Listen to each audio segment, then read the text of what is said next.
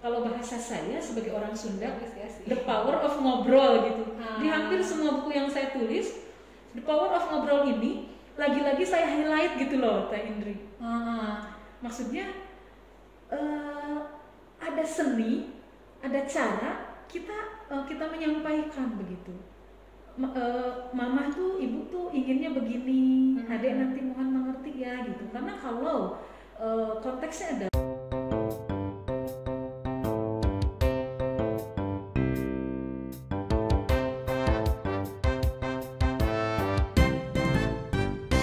Assalamualaikum warahmatullahi wabarakatuh. Selamat pagi, hai Viewers. Ketemu kembali dengan kita berdua bersama saya Teh Indri dan teman setia saya Mas Robi tentunya. Mas Robi, kembali lagi ya kita di Podupi Podcast PAUD UPI, inspiratif dan motivatif. Persekian selama ya Teh ya, kita cuti sejenak. Kangen ya balik lagi sama Podupi ya. Tentunya aku Teh. Terus karena udah lama ketemu gue ya. Iya, ada perubahan apa nih Mas Robi? Jadi lebih kelihatan matang gitu nggak Teh? Matang dalam arti tampak kuat atau tampak langsing? Secara mental. Tapi saya bahagia banget, senang banget hari ini ketemu lagi dengan Robi dan kita berduet kembali. Gimana kabarnya, sehat? Alhamdulillah sehat. Oh iya Teh, karena aku tadi bicara matang-matang gitu ya Teh. Kenapa sih? Aku tuh suka karena kita di sini mematangkan gitu ya pola pikir dan juga kita kedatangan sosok yang udah bener-bener matang ya, gitu ya. Iya. Banyak banget peran ibu yang satu ini nih. Sebagai mahasiswa S2 PAUD kita juga, terus direktur sekolah Zaidan Educare, penulis buku, terus oh iya bukunya banyak, sebagai narasumber seminar dan webinar. udah nggak asing banget ya Pak beliau ya di webinar seminar ya. Kak Robi itu juga pegang buku-bukunya ya? Nih ya, yeah. Juga nih ada bukunya yang ini saat membekali anak dengan kecakapan hidup dan seni bernegosiasi dengan anak. Iya. Ada seninya itu tanya. Ada seninya, nanti kita bisa kupas dalam obrolan kita kali ini. Siapakah dia Kak Robi? Selamat datang Bu Miati. Ya, terima kasih Mas Robi, Kak Indi. Ya, senang sekali bisa mengundang Ibu di base camp kita, di markas kita di Podupi. Saya juga sebuah kehormatan. Senang Terima sekali kasih ada udah di sini. meluangkan waktu ya Bu. Tentunya Bu Miati mah orang sibuk. Sibuk banget ya Bu ya, aduh keren banget Bu, penulis juga ya Bu ya, juga kan seorang ibu juga ya, edukator juga. Di lain sisi beliau juga asesor loh Teh. Wah, gimana bagi waktunya nih Bu? Peranan terpenting itu kalau disusun-susun tuh ibu penulis atau apa gimana? Mothering gitu ya. Mothering. Kalau saya di hampir setiap saya bicara di publik ya, Mas Robi, Teh Indi, kalau kemudian ditanya apa sebetulnya peran utama kita, peran utama saya, ya saya kembali lagi, saya adalah seorang ibu untuk anak-anak saya. Berikutnya saya adalah guru untuk murid-murid saya begitu. Adapun penulis, ya itu bonus dari Allah gitu. Ibu guru. Mau penulis, asesor atau ya aktif di hal-hal lain, ya itu rezeki saja dari bahagia yang kita tempuh dari proses itu sih kalau saya filosofinya. Berarti bukan membawa itu sebagai beban gitu Teh. Itu bonus. Jadi menerimanya itu ya namanya bonus gitu Teh. Ringan saja, ringan. Tetap posisi teratas sebagai ibu. Iya, posisi teratas saja. Karena sebelum saya kesini, saya nanak nasi dulu, saya menyiapkan dulu makan siang untuk kedua kakaknya yang saya tinggalkan gitu. Ya begitulah. Jadi domestik dengan publik bisa nggak kita seimbang begitu? Nah, sampai bagaimana saling jadi alasan begitu ya? Harus masak dulu, habis itu setting waktunya emang harus benar-benar padat ya. Manajemen waktu ya Mas Robi, Teh Indi, manajemen waktu ya. Kita bisa bayangkan bagaimana bahagianya yang bangun subuh dengan bangun kesiangan, itu juga bagian dari manajemen waktu. Kemudian bagaimana kita menciptakan kebertahapan begitu ya, bagaimana kita menciptakan budaya Kalau saya budaya menulis diary setiap hari, ya ketika ada salah satu penerbit meminta saya tulisan, saya tidak kaget gitu, saya obrak-abrik aja, folder gitu, cukup nggak gitu, karena kalau dikumpulin jadi buku, supaya tiba-tiba bisa jadi satu naskah buku aja gitu. Itu sih kalau saya prinsipnya bagaimana manajemen waktu dan bagaimana kita ya pengelolaan keseharian, bagaimana membangun budaya mungkin ya, itu sih kurang lebih kayak ini. Nah, menanamkan minat untuk menulis ini hobi atau ibu cuman saya pengen punya sesuatu karya lah kayak gitu, atau yang harus dijalani dengan hobi, atau gimana kok bisa ada ide buat menulis gitu, udah berapa buku yang dihasilkan? Sebetulnya terkolaborasi sih ya Mas Robi, Teh Indi, jadi itu hibrid. Apa sih maksud hibrid? Motivasi dari dalam iya, motivasi dari luar ya tidak dinafikan begitu. Sebagai contoh, hobi jelas ya, saya senang nulis. Ada kekisruhan di depan mata gitu ya, ada ketidaknyamanan ya nulis aja begitu.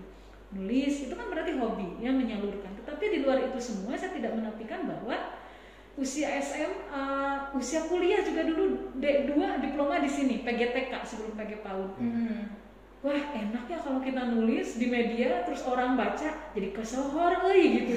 Ya saya tidak menafikan itu, walaupun semakin bertambah usia, hari ini saya 40 tahun, ya ada orientasi yang memang berbeda. Jadi maksud orientasi berbeda itu tidak obsesif ingin terkenalnya, tapi manusiawi itu ada, dan saya tidak menyalahkan orang menulis hanya dengan salah satu alasan ingin dikenal orang. Saya tidak menyalahkan itu.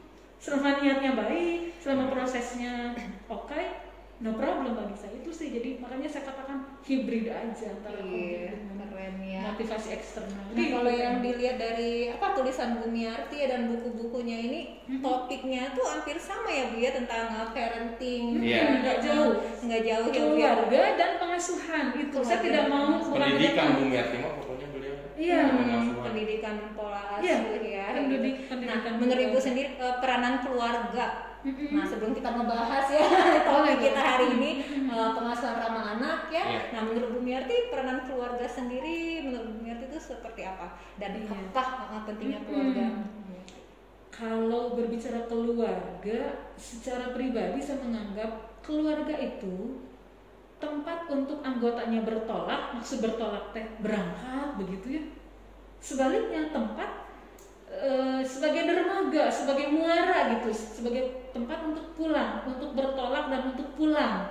Berarti kalau saya nih sebagai ibu muda, saya bolehlah ibu muda karena anaknya juga yang pertama baru SMP kelas 2.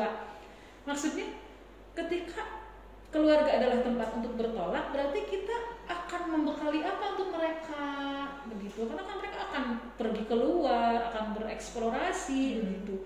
Dan bagaimana keluarga menjadi tempat yang nyaman untuk pulang ya, selain fisik menyediakan makanan minumannya, tapi ada ruang curhat juga untuk mereka. Itu sih kalau saya simpel sekali, bagaimana keluarga menjadi tempat untuk bertolak dan bagaimana pula keluarga menjadi tempat yang nyaman untuk berdatangan gitu sih.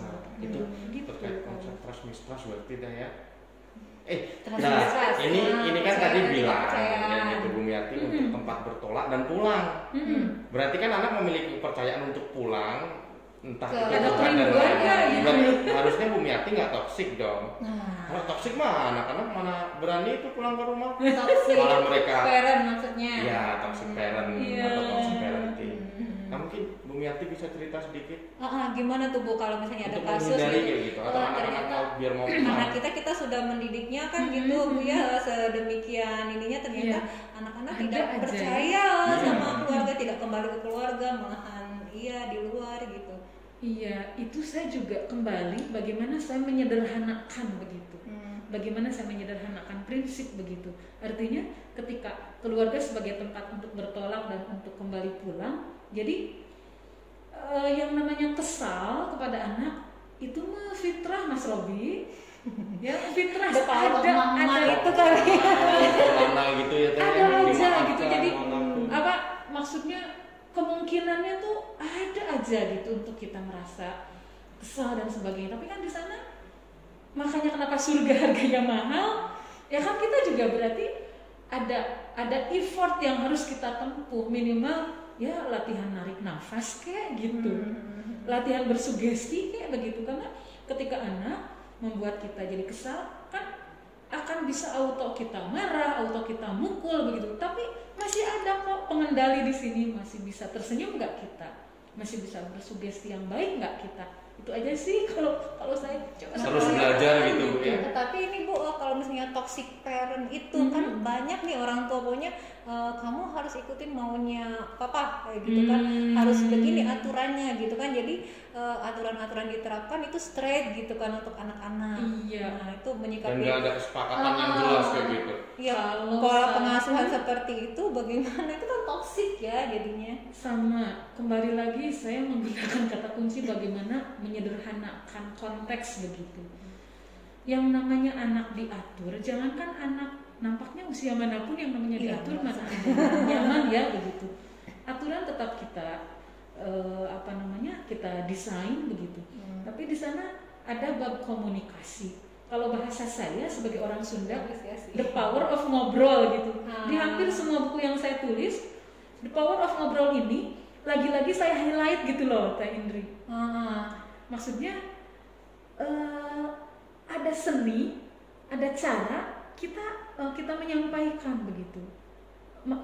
Mama tuh, ibu tuh inginnya begini, adek nanti mohon mengerti ya gitu. Karena kalau konteksnya adalah kamu mau nurut atau tidak, ya kan mereka juga bukan dalam konteks ospek apa gitu ya, bukan apa istilahnya ya, bukan transaksional gitu, tapi nyaman untuk kedua belah pihak. Nah ketika kita memutuskan kita harus ngobrol nih sama anak-anak ya kuat banget ya power of ngobrol, itu kita harus menentukan waktunya itu bagaimana, apa ketika anak membuat kesalahan kita baru ajak ngobrol atau ada waktu khusus gitu ya.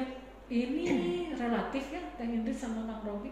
Relatif maksudnya ketika di suatu momentum anak ada kesalahan dan memang harus pada saat itu juga diingatkan. Kata orang Sunda, wayahna, ingatkan pada saat itu, ajak ke belakang dalam sendirinya jangan, gitu jangan ya, untuk tidak melukai atau menghina gitu, tidak menunda-nunda. Iya gitu ada, jadi tergantung konteks juga. Ada saat ini mah kayaknya harus dibawa diajak mabaso dulu bareng gitu, jadi betul-betul me time, bukan me time ya, jadi bonding begitu ya berdua. Dia lagi enak makan es krim, kita juga lagi enak ngabaso, obrolan aja secara alamiah. Itu sih paling tergantung kebutuhan. Jadi ada yang direct, ada yang indirect.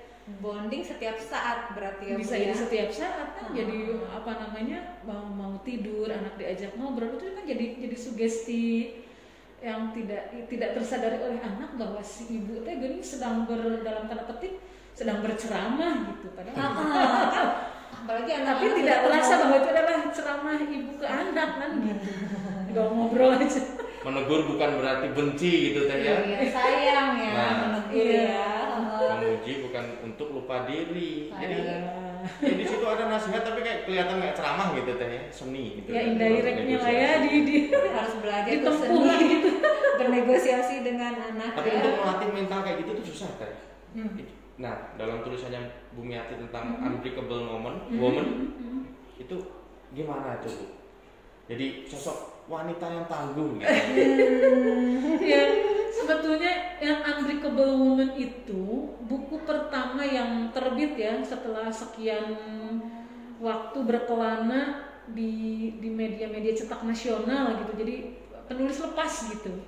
Unbreakable Woman itu buku pertama. Idenya dari pengalaman pribadi. Dari pribadi, dari tetangga, dari kehidupan berteman begitu, melihat berbagai konteks dan sebagainya. Oh ternyata kalau dikatakan sabar itu ada batasnya. Hati-hati bisa jadi doa gitu ya.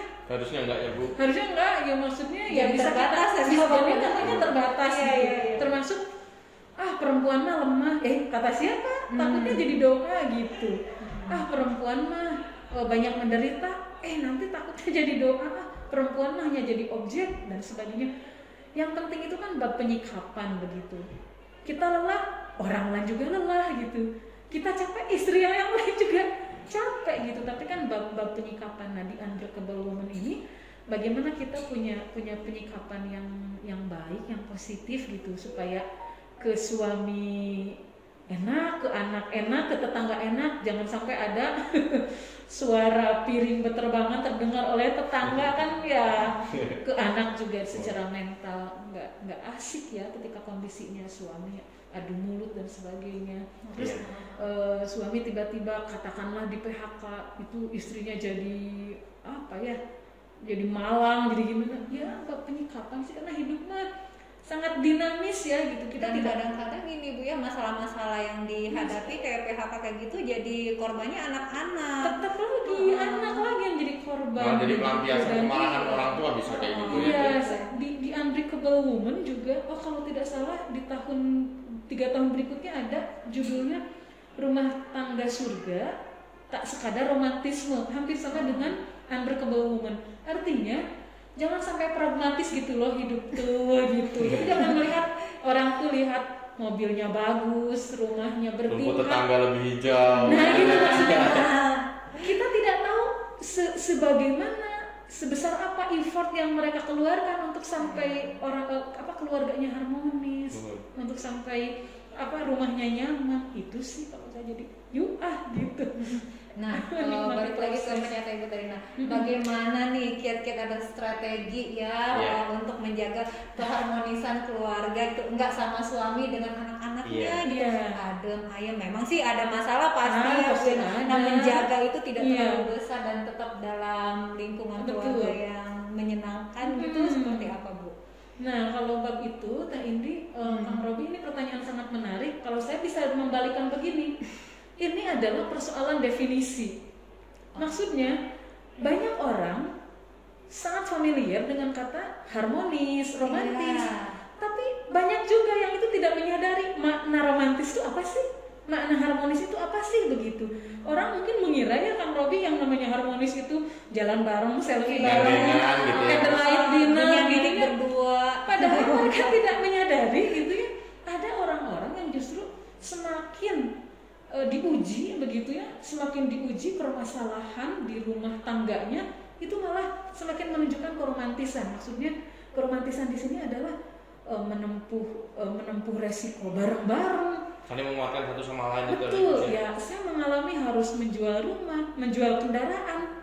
Apa itu bukan bukti sebagai suami istri romantis ketika kita sama-sama menjalani ini dengan sadar dan sabar gitu. Jadi kembali dulu ke definisi gitu. Kadang saya mengajak orang begitu, termasuk harmonis. Jangan mengira orang yang rumah tangganya harmonis itu tidak melalui liku-liku, persimpangan, karena yang namanya hidup dinamis loh ya gitu. Maksudnya nggak bisa kita membayangkan rumah tangga tuh menikah happy terus seperti orang di film Indiaan di taman gitu ya.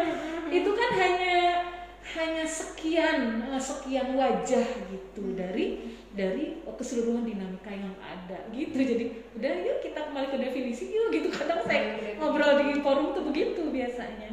Dan ada 2 orang yang berperan kan ya Bu ya, satu ayah dan satu ibu. Nah ini berarti jangan ego ya sendiri gitu, pokoknya cara aku gitu kan, padahal kan saya istrinya juga harus pengen denger yang kayak gitu. Nah itu terus ya pembagian peran gimana ya?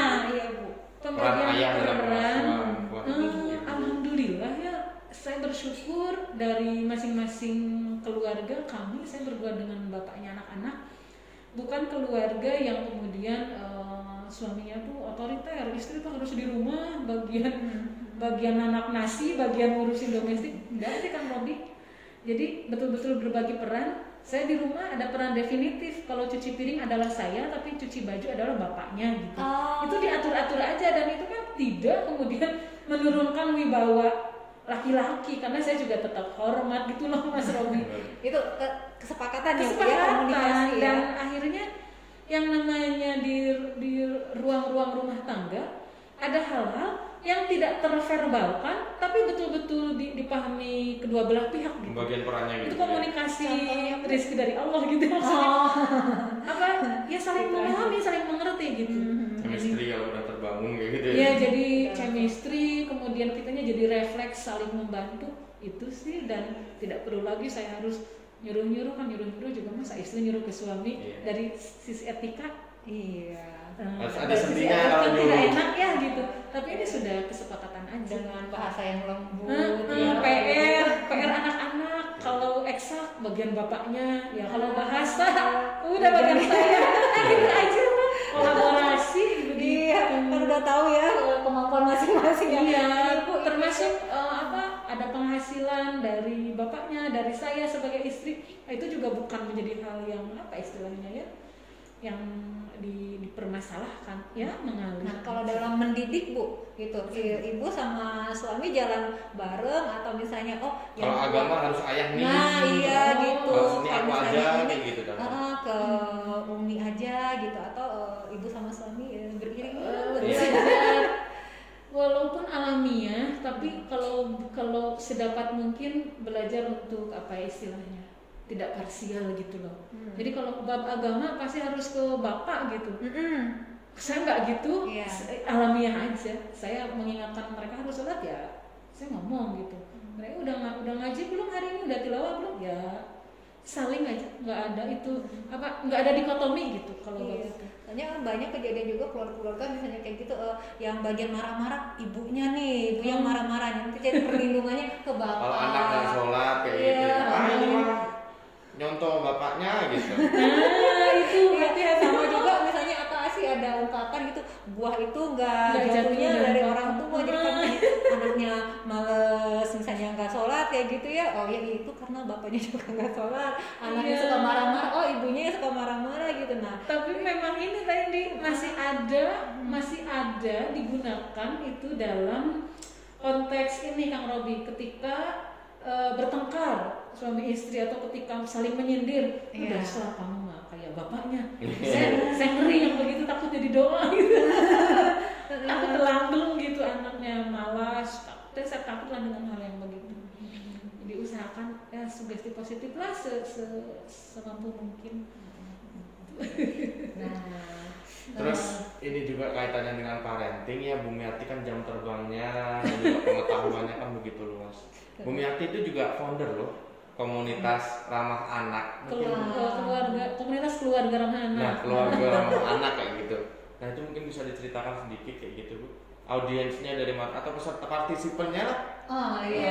Apa melatar belakangi Bu Miati membentuk komunitas ini? Hampir sama dengan sekolah, saya alamiah aja Mas Robi, Teh Indri. Jadi waktu itu yang namanya sekolah kan wajar ya mengadakan seminar. Kalau sekarang mah webinar kan ya. Waktu itu kami di sekolah dengan tim mengadakan seminar Teh Indri sama Kang Robi. Tapi terbuka untuk umum. Aduh, kalau bahasa Bu Eis mah sayang banget nih harus ada engagement gitu. Awal 2016 Mas Robi. 2016. Jadi para peserta yang sudah kita masukkan ke dalam grup WhatsApp diikat, diberi edukasi, di maintenance, dan sampai dibuatlah grup WhatsApp khusus namanya komunitas keluarga ramah anak. Sampai hari ini sudah ada atau baru ada 2 grup, masing-masing 250 member se-Indonesia ternyata. Jadi kalau Mas Robi orang Malang juga ada gitu. Tapi Kang Robi belum bisa ikut nih karena belum berkeluarga. Berkeluarga. Sabar ya. Kita lintas. Kan pranikah tuh Teh. Ada.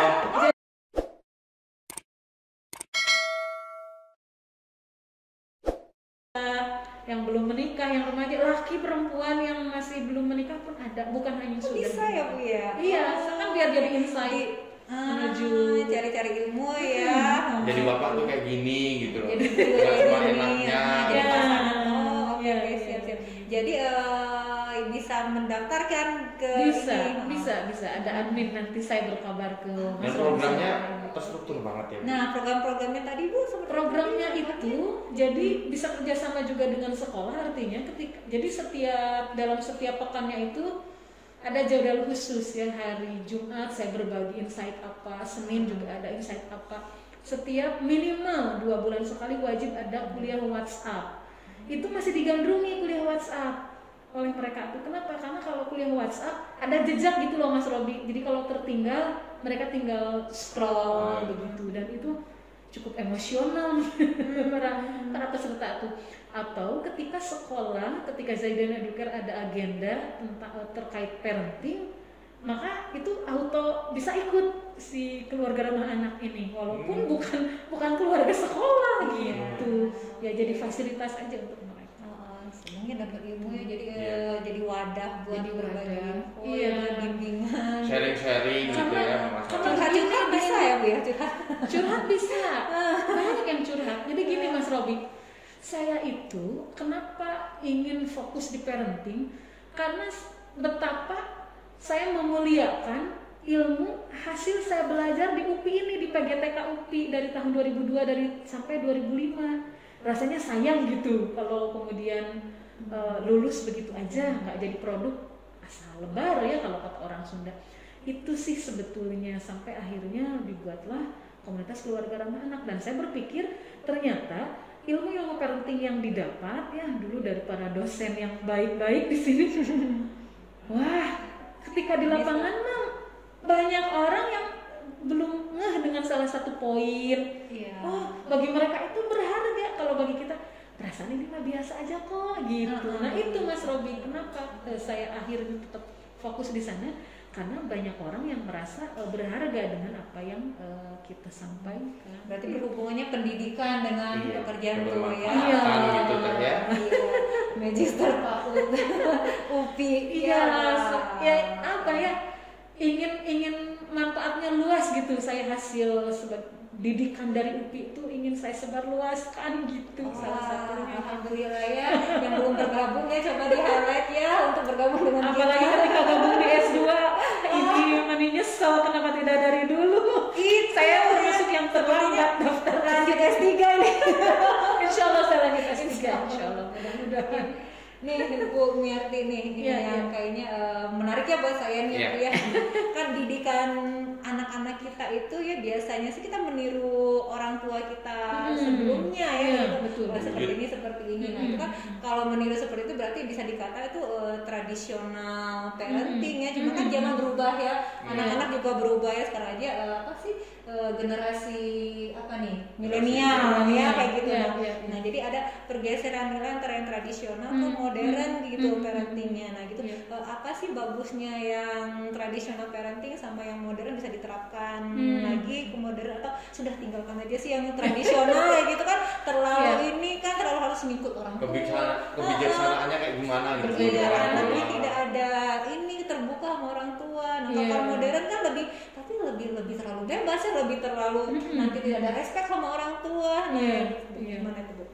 Jadi kalau kita berbicara parenting memang tingkat relatifnya juga luar biasa. Maksudnya pola pengasuhan di keluarga A tidak berarti itu gitu dipakai secara copy paste di keluarga B, karena akan ada penyesuaian sesuai budayanya masing-masing. Nah termasuk pengasuhan hari ini, apakah murni harus meninggalkan gaya tradisional? Kalau saya hibrid lagi Mas Robi, Teh Indri, karena saya percaya bahwa saya pun didikan pola tradisional gitu, maksudnya ada kedisiplinan di sana, ada ketegasan di sana. Ketika ini dihibridkan, jadi ada sebuah kemenarikan gitu, jadi seni lagi. Dan saya pun sangat yakin bahwa ketika meninggalkan gaya tradisional, belum tentu itu jadi kebaikan juga gitu. Dengan cara meninggalkan itu belum tentu jadi lebih baik, maksudnya belum tentu jadi pola yang lebih baik ketika kita murni meninggalkan. Jadi juga tidak ada suatu pola asuh yang baik menurut saya ya gitu ya, atau baik menurut orang lain ya, tergantung apa sih kebutuhan kayak gitu ya. Atau keluarga kita. Iya, kalaupun misalnya ada Baumrill ya, yang tahun 1967 Maria Baumrill menyampaikan ada 3 pola gitu ya. Dari mulai apa sih istilahnya? Otoritatif. Seperti itu pun.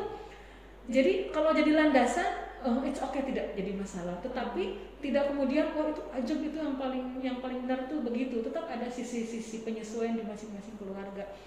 Sama seperti kalau dalam Islam apa tuh Mas Robi? 7 tahun pertama, 7 tahun kedua, 7 tahun ketiga kita menjadi aktor yang melakukan penyesuaian di sana. Gitu sih. Malah ada pula yang kayak Tiger Mom gitu ya, ibunya yang suka marah-marah, bapaknya lebih ke yang orang China nakal kayak gitu iya. ya. Sesuai kebutuhan lagi nggak ada yang terbaik berarti tanya. Iya. Walaupun diusahakan jadi tiger mom, saya menghindar ya sebisa mungkin. Aduh, ini bahasannya menarik Kak Robi. Waktu kita mau hampir habis nih. Kalau bisa di highlight nih sama Ibu Mia nih, pola asuh ramah anak itu seperti apa?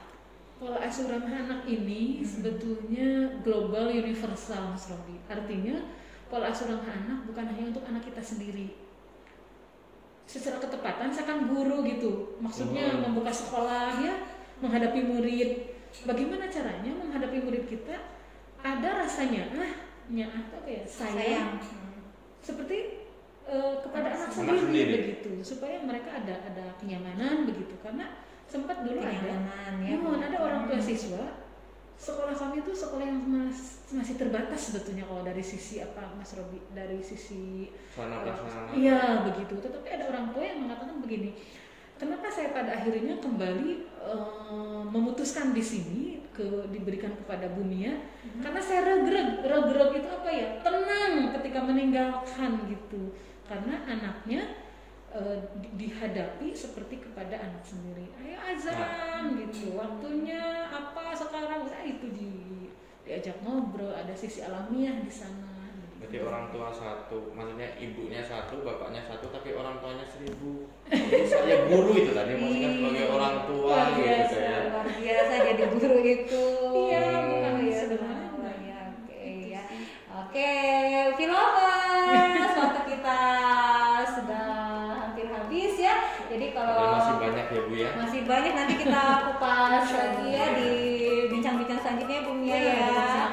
Nah, buat kalian tadi yang sudah menyimak kita di highlight gitu ya, dicermati lagi ya, belajar lagi ilmunya, tambah lagi. Dan bagi Pilovers yang belum bergabung dengan FPUPI ya, silakan kalian masih bisa mendaftarkan diri, lihat linknya di bawah ini, dan ya, sampai jumpa di FPUPI Podcast PAUD UPI.